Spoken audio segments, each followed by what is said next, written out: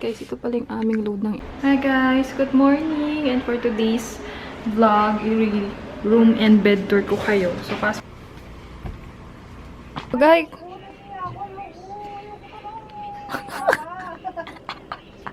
Ba't ba mo mag-hi? Isang hi lang eh. Tin! Hindi na ako vlog. Next year na lang. Vlog natin yung ano mo, ginawa mo salad.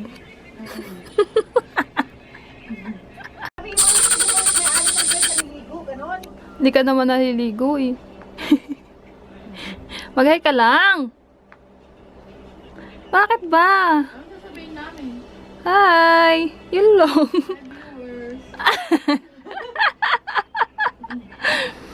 Practice na tayo. Halika dito. Okay, rehearsal. Dapat ano at...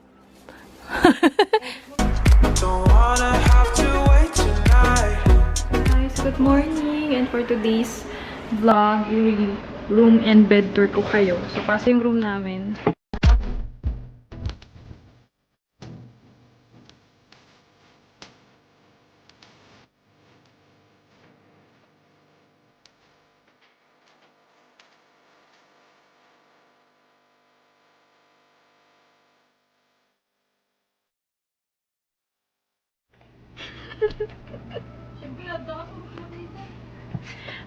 Okay, yan yung room namin.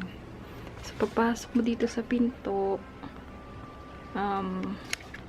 dito, kakahilo ako, no? Ito yung side ng bed ko, yan. Yan yung bed ko. Tapos, may lamesa. Tapos, dito si Keng. Tapos, may sampay kami dyan. Kasi, mas natutuyo dito kasi sa loob. Kasi, alam niyo naman, winter. May sampay pa dyan. Sampay dyan, everywhere. Yan na, guys. So, 1, 2, 3, 4, 5, 6, 7, 8. So, bali 8 kami dito sa room. Usually naman 8 talaga yung kami dito sa room. And yan yung aming actual room. Ganyan po talaga. Pasensya na magulo, no? So, yan. Ito yung basura ko. Hindi ko pa nailabas. Papakilala ko sa inyo yung mga ka-room ko. Kaya lang wala yung iba. So, tingnan natin. Nasaan si Tin? Tin! Mag-hi ka daw! Ah! Kita. Wow!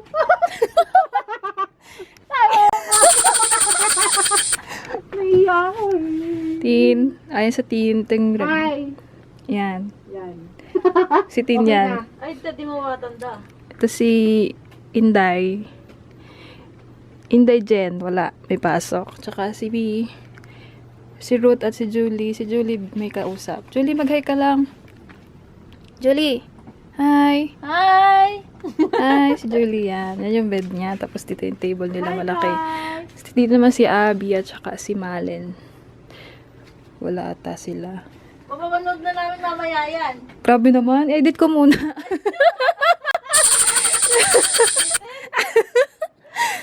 Sabihan ko kayo. Pag na-edit ko na. Baka next week pa kasi edit ko pa. So, yan yung mga tubal. Mga aming labahan. Tapos, ito kay Keng yan. Ito yung ano ni Keng cabinet. Yan, may mga purutas kasi bagong sahod. Pag walang sahod, wala na yung laman. Ayan. Tapos yan kay ano din, Keng. Tapos, sa side naman na to, guys. Ayaw ko na kulay blue. Oo, ayaw ko talaga ng blue. Char. So, ito, nakita nyo na to dun, diba? Dito ko na to nilagay. Panty, tapos medyas, tapos ito yung baunan ko papuntang company. So, ayan yung cabinet ko. Isa lang. Yan, medyo magulo. Pasensya na po. Ayan, guys. Ito, magulo, hindi ko pa naayos. Salpak lang ako ng salpak. Biscuit, may pang-ahit, tapos ito honey, ito green tea kasi magpapabagay ako kaya nag-iipon ako ng green tea, Quaker, toothpaste, yan yung mga sabon, shampoo, yung shoes ko, tapos ito yung shoes na ginamit ko kahapon.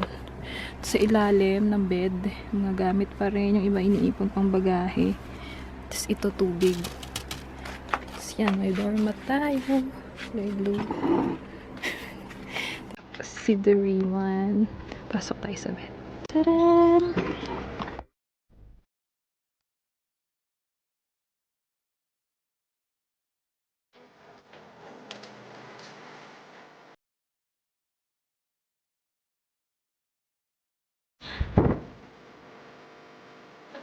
Medyos para hindi siya ganun kalakas yung ilaw, pero tanggalin natin lang. Aray. Aray ko. Yan ang aking ulunan ng aking bed. So, alam niyo na naman no, kung paano ako pinakabit yung cortina. Yan, meron siyang ano dyan, ayun o, yung tubo na kulay white. Or, pwede rin yung lagyan ng tali. Tapos, close nyo lang. Kakapalit ko lang guys ng cortina, kaya sabi ko mag-room tour ako and nagpaalam naman ako sa iba kong ka-room. So, pwede naman daw. Kaya lang nahihiya. Bed and room tour. So, ganito yung room namin dito sa Taiwan. So, depende naman sa inyo kung paano nyo i-design. And dito ako sa baba, si Keng sa taas. So, dati, diba, sa taas tayo, sa baba na. So, yan. Mag-start tayo dito sa aking unahan, sa aking uluhan. Yan. Ganyan yung uluhan ko. Gusto ko sana lahat blue, kaya lang wala pa akong nabibiling punda na blue. Tapos, yan si Doraemon. Thank you sa kapatid ko kasi binili niya tong cortina na to. Nung umuwi ako ng Kaohsiung, binilhan niya ako nito. Thank you, Dayan. Tapos yan. Ito, bigay ni boss. Ito, bigay ni Jebby yan. Tapos matagal na. Ito pang lagay sa jacket. Diyan ko lang nilagay. Maliit na una. Nakita nyo na yan, diba? So, dalawa lang unan ko. Tsaka ito, malaki. So, yan yung cover. And andito yung saksakan. Extension. And then ito yung ilaw. And then dito naman, yan, magulo. Yan, pasensya na magulo. So, yan yung ating laptop. Nag-upload ako ng video. Yung nag-meet kami ni Pamela kahapon, ina-upload ko na. Itong cabinet na to, bigay lang to sa akin ni Maisa. Shoutout kay Maisa.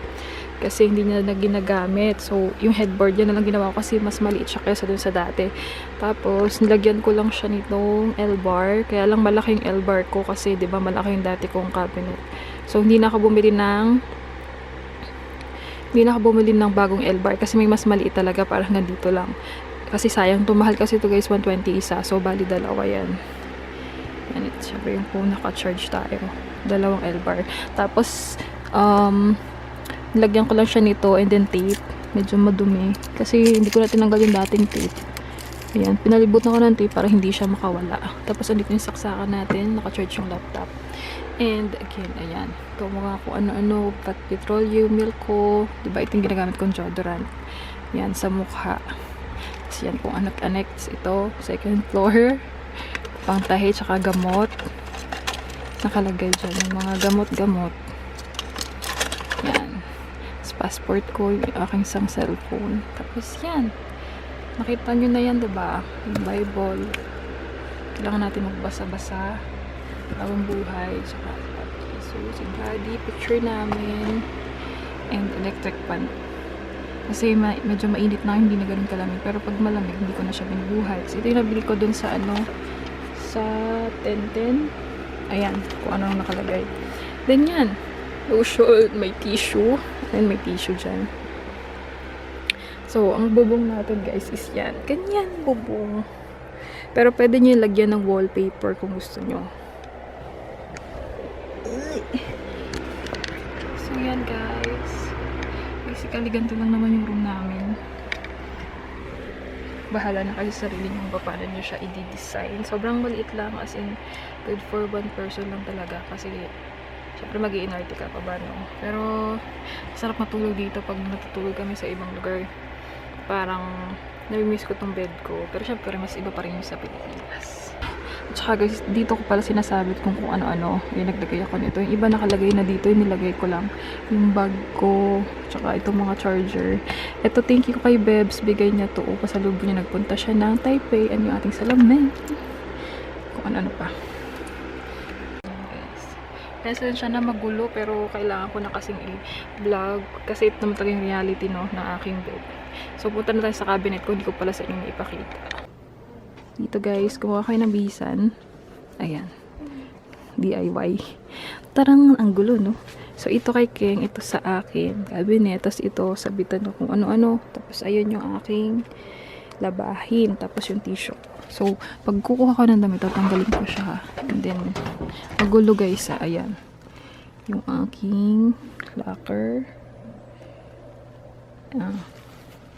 Tapos, of course, yung mga maleta andyan sa taas kasi hindi nakasya. Tapos, yan kita.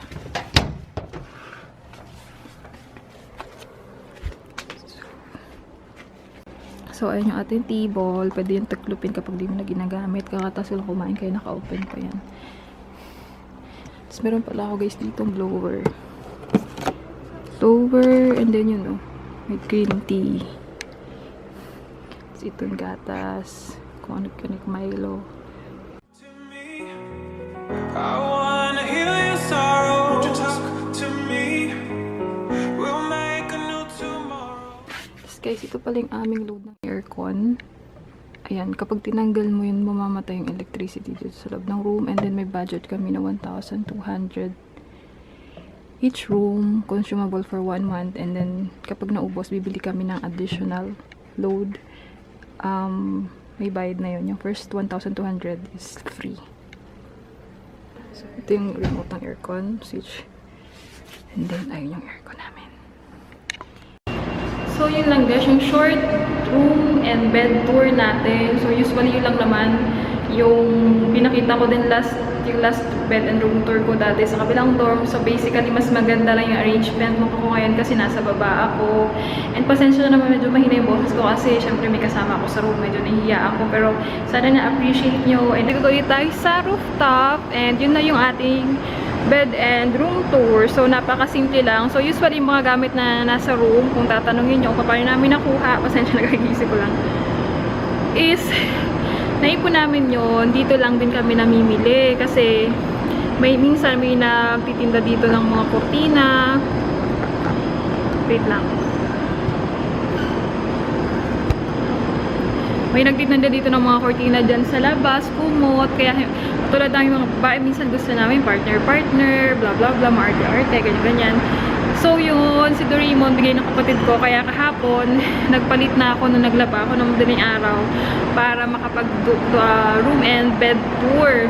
So hindi ko lang pwede pakita yung bed ng iba nung kamagad sa akin. So yun, doon kami nagsasampay, pero may sampayan dito sa taas, kaya lang malamig yung hangin, kaya hindi siya natutuyo. Kaya pagka-spin namin, hindi na siya tumutulo, yung kuting basa na lang, gumagawa na lang doon ng sampayan sa may ceiling, pero hindi pwedeng maraming sampay kasi baka gumuho yung ceiling namin. So yun guys, ganun lang yung room namin dito sa Taiwan. Sobrang maliit lang tsaka 8 kami sa isang room. So sa iba mas marami pa, 10, 12. Pero yung dati namin room, 3 lang kami, diba?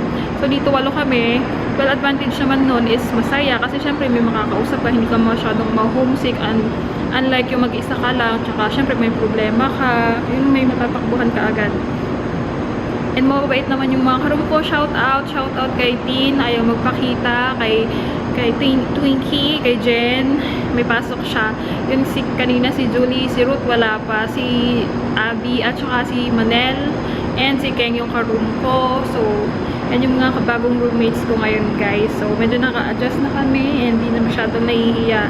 So, yun lang. Sa vlog ko na sinasabi, diba, na pag nandito ka sa Taiwan, di lang kailangan mong maging maayos yung trabaho, pero isa sa pinaka-importante is yung pakikisama mo sa mga karoon mo, sa katrabaho mo, syempre yung mga rules and regulations yung sa room, like pag ganitong oras kailangan patay na yung ilaw, umaga man yan or gabi, kasi meron kaming night, parang 4 na pang gabi, 4 na pang umaga kami sa room. So dapat mga 10 patay na yung ilaw or wala nang maingay kasi may natutulog. So yun, respetuhan lang naman sa room, and of course sharing, huwag masyadong madamot syempre, tsaka respetuhan lang sa gamit. Pag nanghihiram ka, magpapaalam ka or ibabalik mo din. So natuwa naman ako kasi maayos naman yung mga karoon ko ngayon. So hindi naman kami nahirapan na mag-adjust. Siyempre, nung una tahimik lang, pero ngayon medyo okay na naman. So, yun, kapag nagpunta kayo dito sa Taiwan, expect nyo na gano'n, minsan mas worst pa. So, depende on part naman yun ng pag-apply nyo sa Taiwan na kailangan nyo maging ready na gano'n yung space na gagalawan nyo. Minsan, masikip, maswerte kayo kung maganda yung magiging dorm nyo. Pero yun na nga, dapat maging ready kayo kung anong dadatnan nyo dito sa room, and matuto kayo makisama. Hindi pwede dito yung magiging makasarili ka or mapagmataas kasi syempre iba't ibang tao yung makakasama mo sa room, iba't ibang lugar nang galing. So kailangan maging humble ka, at saka yung makisama ka talaga and respeto lang. And of course, yung mapanatili yung malinis yung room nyo, hindi masayasahan sa paglilinis. So, si Keng at saka ako, nagsasaid na kami magtapon ng basura namin dalawa kung sino yung lalabas. So, ano pa ba ang question? So, yung mga cabinet, guys, yung binili din namin dito, mura lang dito yun. Parang 200, 300 lang yung mga ganong cabinet. Then, yung ilaw, kami rin yung bumili. So, pagdating nyo dito sa Taiwan, meron namang kadalasan naman binabayaran na yung mga beddings binabawas na yun ng agency or isinasama na sa placement fee like 1,800 para pagdating nyo dito meron na kayong beddings or yung kama tsaka unan. Tapos kung may kulang pang mga kopi-kopi na may naglalako naman dito or makakabili kayo sa mga market, sa grocery. So ganun, sa una lang talaga wala kang gamit, hindi ganun talaga kaganda yung room ko dati. Kasi yung room ko dati talagang wala akong cabinet, as in yung unan ko, yung maliit lang na unan, wala pa akong, as in yung para magpupundar ka din ng mga gamit mo. Pero okay lang yun kasi as time goes by naman, makakaipon ka ng gamit mo dito. Kasi syempre, parang ito na yung second home mo from work and then work, dorm. So, binapaganda rin namin yung mga room namin para mas masarap magpahinga, diba? Para naman, kahit pa paano, gusto mo magpahinga pag uuwi ka, hindi yung nakakatamad magpahinga kasi ang gulo-gulo ng room. So, yun lang guys. Kung meron pang gustong i-share yung iba, i-comment nyo naman. Nagsasampay na naman. So, bye-bye na guys. Thank you so much for watching and see you on the next one. Bye!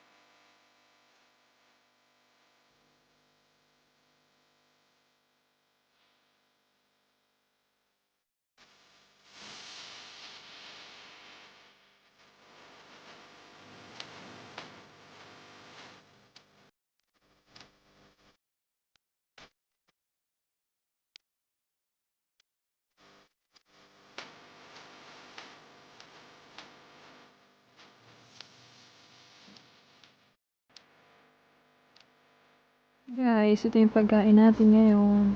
Gatas, egg, then banana. Tapos ito yung salt. Himalayan salt. Yan, nanood tayo ng vlog ni Haley Dasich. Hi! Megan! Bebe! Hi, ikaw. Love you. Connecting ang iyong ano. Sige na, bye-bye na. Mamaya ulit, ha? Mama, chup-chup. Bye-bye. Huwag ka malikot dyan. Ayan, madadapa ka pa. Patayin mo na, mahal. Mahal, patayin mo muna at nawawala yung signal. Ha? So, bye-bye. Love you. Bye-bye.